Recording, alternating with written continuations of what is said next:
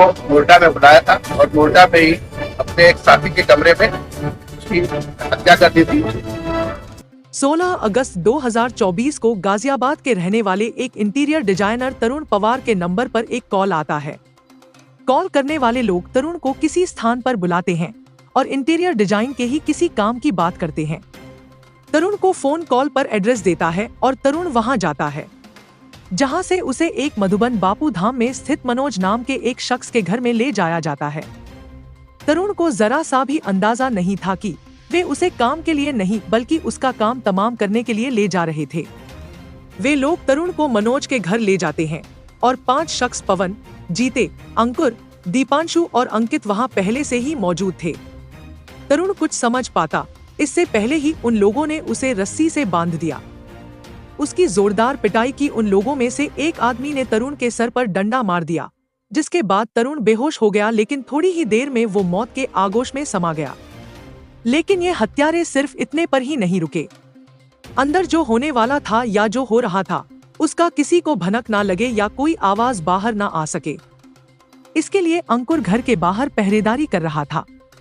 फिर अंधेरा होने पर रात के 12 बजे कार में उसके शव को रखा और बीबी नगर में नहर के किनारे पर ले गए। इतने में ही इन हत्यारों ने दरांती और फावड़े से तरुण के जिस्म को 6 टुकड़ों में काट दिया। तरुण की गर्दन फावड़े से नहीं कटी तो उसे दरांती से काटकर तरुण का सिर उसके धड़ से अलग कर दिया।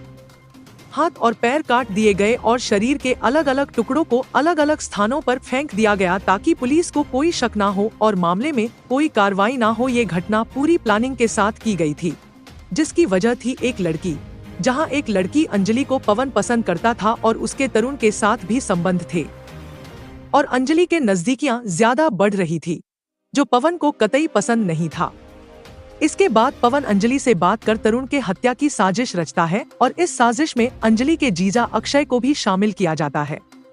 यहाँ ध्यान देने वाली बात यह है कि पवन और तरुण के अलावा अंजलि के अपने जीजा अक्षय से भी संबंध थे। अंजलि ने तरुण का नाम अपने फोन में लड़की के नाम से सेव किया हुआ था, जो बात अक्षय को भी पता चल गई थी, इसलिए वो इस हत्या की साजिश में शामिल हो गया। प्रेम संबंधों में हत्या का पूरा खेल खेला गया और इसका शिकार हुआ तरुण। उधर तरुण के घर पर उसके परिजन परेशान हो जाते हैं और लंबे इंतजार के बाद जब वो घर वापस नहीं आता तब 17 अगस्त को नंदग्राम में तरुण की गुमशुदगी की रिपोर्ट दर्ज करवाई जाती है। पुलिस ने कार्रवाई शुरू की। इस दौरान उस नंबर को भी ट्रेस किया गया जिससे तरुण को कॉल किया गया था। पुलिस घटना स्थल पर पहुंचती है। छानबीन के दौरान पुलिस को तरुण की कार मिलती है और पुलिस 20 अगस्त को अपहरण के मामले में मुकदमा दर्ज करती है। इसके बाद पुलिस इस घटना की छानबीन शुरू करती है और फिर मामला जो कुछ सामने आता है उससे पुलिस भी हैरान रह जाती है। इसके बाद पुलिस 24 अगस्त को मामले का खुलासा करती है। इस दौरान पुलिस ने कुछ अभियुक्तों को गिरफ्तार कर लिया था।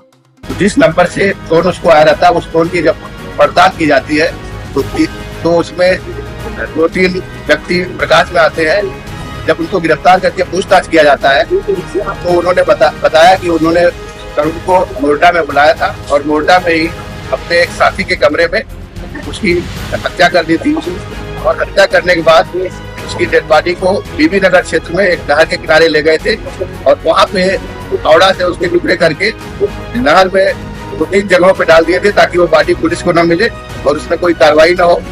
इस आधार पर 3 गिरफ्तार हुए हैं। कुल 6 लोग और प्रकाश में आए हैं जिनके गिरफ्तारी का हम प्रयास कर रहे हैं। घटना के पीछे अगर आप उद्देश्य देखेंगे तो इसमें एक अंजलि नाम की महिला है, जिससे जो इसमें 2 अभियुक्त है उनकी नजदीकियां थी, अवैध संबंध थे और तरुण की भी उससे बातचीत होती थी। तरुण की बातचीत उससे न हो उसको रास्ते से हटाने के इरादे से पूरे घटनाक्रम को अंजाम दिया गया। पुलिस ने बताया कि तरुण शादीशुदा है और एक 7 साल का बच्चा भी है और तरुण का अपनी बीवी के साथ विवाद चल रहा है और उधर अंजलि भी शादीशुदा है और उसके भी पति के साथ ताल्लुकात अच्छे नहीं है। फिलहाल पुलिस ने आरोपी को गिरफ्तार कर आगे की कार्रवाई शुरू कर दी है। IBN 7 बिहार से धीरेन्द्र सिंह की रिपोर्ट।